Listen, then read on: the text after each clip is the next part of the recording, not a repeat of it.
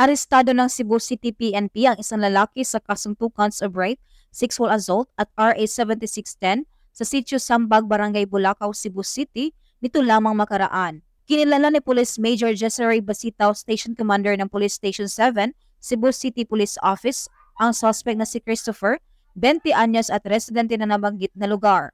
Batay sa ulat ng pulisya, bada alas 5:20 ng hapon nang maaresto ang nasabing suspect sa bisa ng warrant of arrest para sa kasong 2 counts of rape na walang rekomendadong piyansa, sexual assault at RA 7610 o Special Protection of Children Against Child Abuse, Exploitation and Discrimination Act na may 200,000 na rekomendadong piyansa bawat kaso.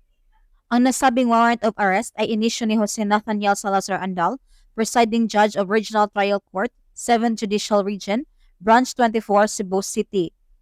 Kasalukuyang nasa kustodiya na ngayon ng Police Station 7 Custodial Facility ang suspect habang ipinabigay alam na sa ikinaukulang korte ang pagkakahuli nito. Mayong adlaw kanatong tanan ako si Police Major Jessary Sakilabon Basitaw. Ang HEPES ay Nayawan Police Station 7, Cebu City Police Office.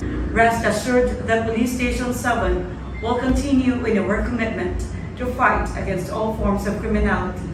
Ang kapulisan ng Cebu City ay patuloy sa pagpapatupad ng kanilang sinumpaang tungkulin kontra anumang uri ng kriminalidad upang magkaroon ng maunlad na bansa para sa sabayan ng Pilipino tungo sa isang bagong Pilipinas. Mula dito sa Central Visayas, ako ang New Police News Network Correspondent, Patrolwoman Blessed Espidoche, lagad ng batas, tagataguyod ng Balitang Pulis.